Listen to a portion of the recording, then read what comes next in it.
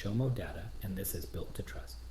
Today's episode is about accountability, the kind that makes teams faster, calmer, and more honest. Not punishment, not theatrics, not a hunt for who to blame. Real accountability is simple to say and hard to do. It's a steady habit of making careful promises and keeping them or renegotiating them before they break. When we get this right, trust compounds.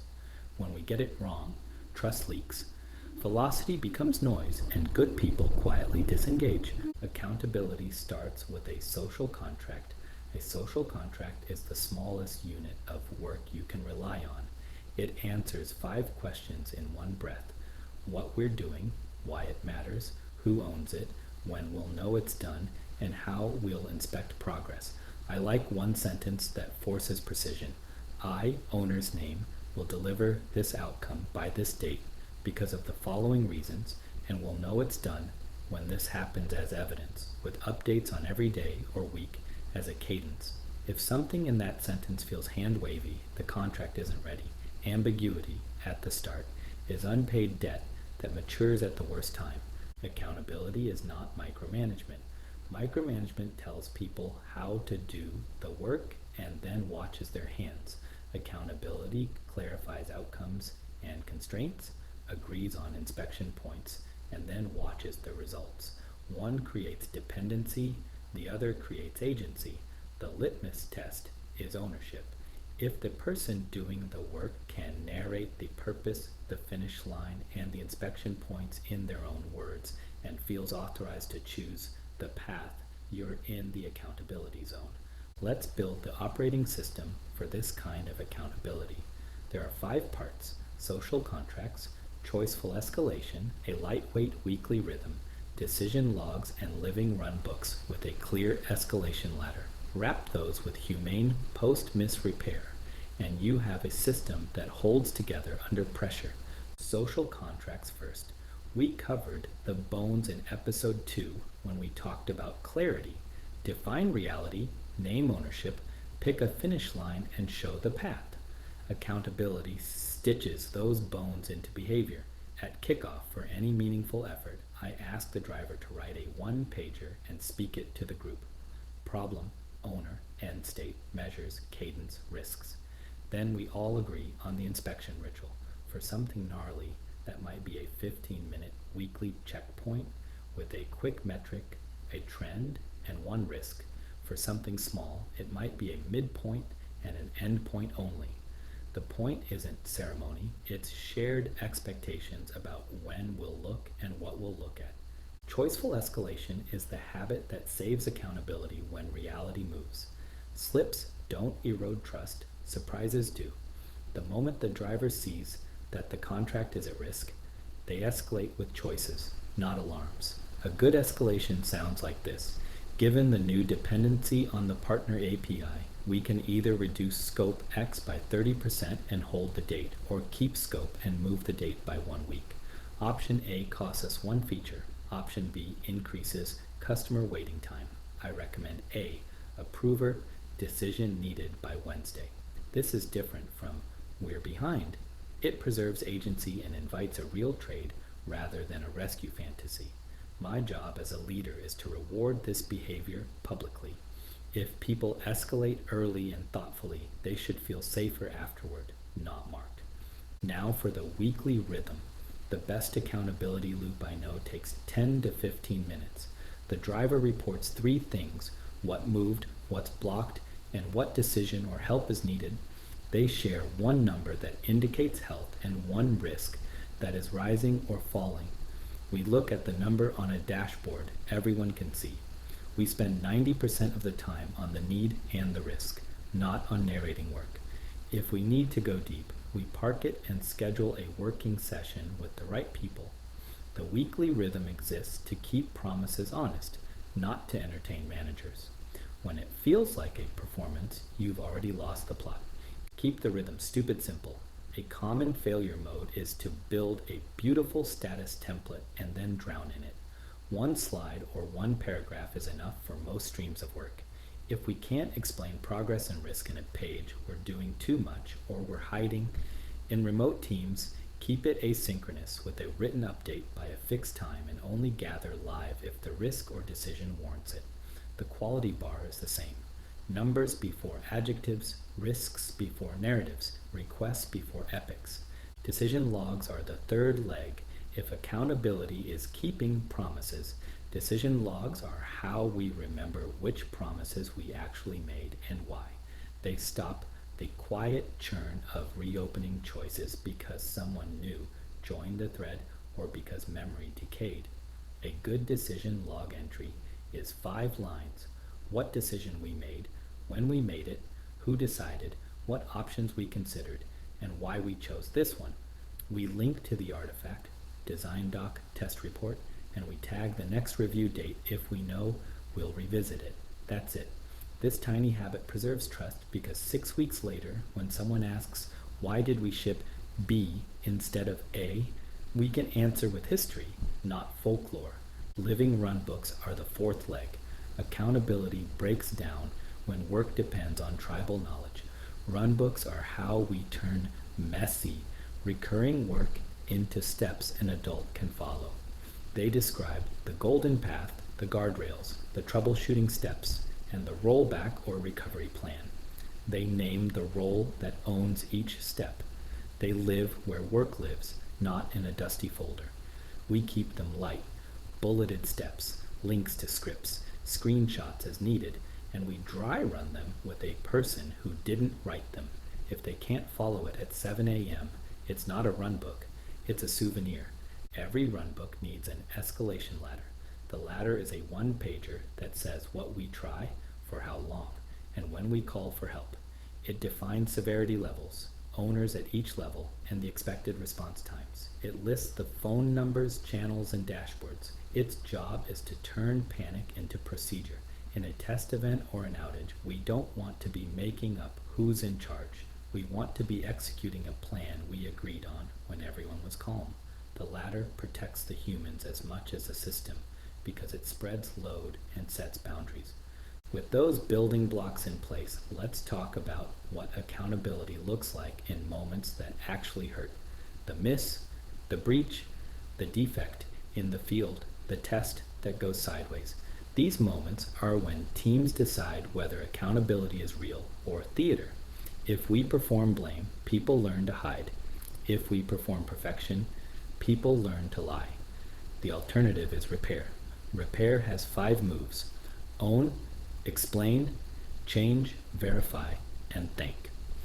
Own means we say clearly what promise broke and that it broke on our watch. No euphemisms.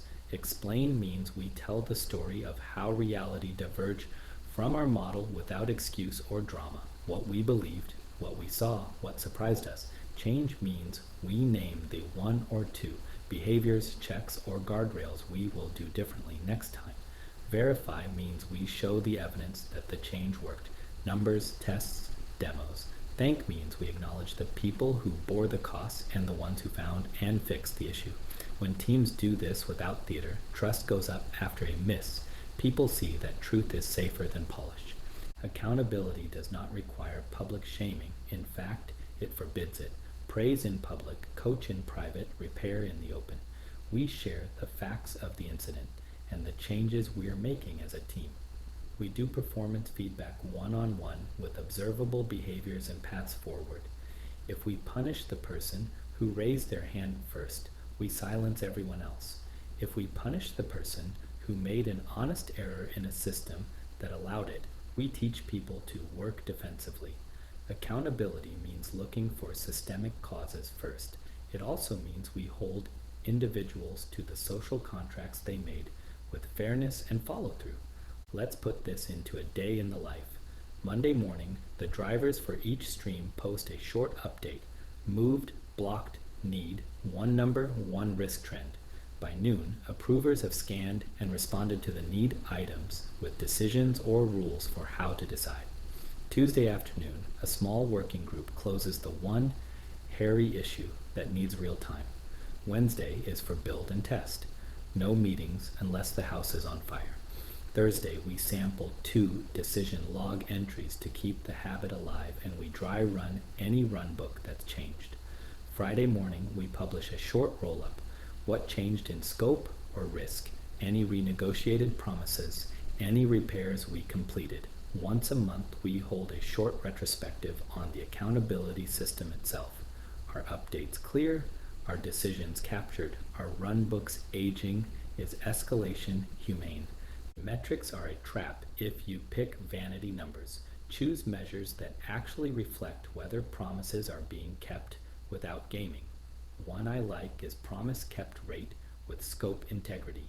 It's the percentage of commitments that landed on time and at the agreed scope. If you hit every date by silently cutting scope in half, that number will tell on you. Pair it with rework rate and defect age. How much work are we redoing? How long do known issues linger? Add a leading indicator like WIP in progress per person and cycle time trend. When those spike, broken promises are next. Keep the scoreboard visible. If we don't look at the same numbers, we're not having the same conversation. Anti-patterns deserve daylight. There's accountability theater, where leaders ask for status and then punish honesty. There's management by slogan, hold people accountable, without a system that makes promises visible. There are surprise slips that surface at the demo because people feared escalating earlier. There are blamey postmortems that identify villains instead of mechanisms. There's the watermelon metric, green on the outside, red inside. There's the heroic exception that becomes policy. We pulled an all-nighter and saved it, so next time we will too. And there's the memory hole, no decision log, so the same argument restarts every 6 weeks. The cure is always the same. Make the work and the promises visible. Make renegotiation early and safe. Decide with records and turn misses into repairs that change Monday. Let me ground this with 2 stories. In the first, we were weeks from a highly visible test. Our weekly updates were fine on paper, but the risk list was stale. A small but ugly issue kept slipping. A flaky sensor interface that only failed under a certain thermal profile. The driver kept saying, "We're working it." What broke the logjam was insisting on a choiceful escalation. We wrote down the 3 options: ship with a detector and a safe fallback, delay the test 1 week and respin the board, or redesign the harness and accept a weight penalty. We named the impacts safety, posture, schedule, and performance. We chose the fallback plus the harness change. We captured the decision and the review date, and we added a run book line item for the fallback event. The issue stopped being a ghost. The team slept that week. We didn't tighten accountability. We clarified it. In the second, we had a software service that was just barely within its SLO. A surge in traffic pushed it over the edge. Alerts fired, the on-call scrambled, and the customer felt it. The post-incident meeting could have been a blame parade. Instead, we ran the repair play. The driver owned the broken promise. We explained the mismatch between our load model and the real pattern. We changed 2 things. We added a proper back pressure mechanism, and we made the soak test part of the runbook with a minimum nightly duration. We verified with a month of clean evidence. We thanked the on-call and the person who had argued for the soak test 2 cycles earlier. Trust went up. The next time an engineer saw a similar pattern, they escalated early with a choice: tighten the SLO and take a hit on the feature backlog, or invest in shedding non-critical load. We didn't need a speech about accountability. The system taught the lesson. Accountability is just as much about fairness as it is about firmness. We cannot ask people to keep promises we didn't resource. If the levers, scope, schedule, spec, and staffing are locked and unrealistic, then hold them accountable is a confession, not a plan. Part of our job is to design promises people can keep, with reserves for known risks, and to say no when the physics don't work. When we do that, it becomes legitimate to insist on early escalation and on-time delivery. If we don't do that, insisting becomes posturing. Performance management fits here, too. When someone consistently misses commitments, despite support, we owe them clarity and a path. I prefer a support plan to a punitive plan. It has 3 or 4 observable behaviors we need to see change, concrete supports we will provide, weekly checkpoints, and a clear review date. It says out loud what good looks like, what will happen if we don't see it, and how we'll help. People deserve the chance to improve in daylight. If they don't, parting ways is not betrayal. It's keeping faith with the team and with the promises we made to customers and partners. And we do it with respect, because how we separate is part of our social contract too. Peer accountability is the hallmark of a healthy culture. When teammates remind each other of the contract, you're winning. That doesn't happen by decree. It happens when we define how we work, review checklists, code owners, test gates, and we make it legitimate for anyone to ask, what's the evidence, or where's the decision? I like lightweight checklists that gate merges or test releases. They're not hoops, they're spells that keep gremlins out. I like pairing and rotating ownership so that knowledge isn't power, contribution is.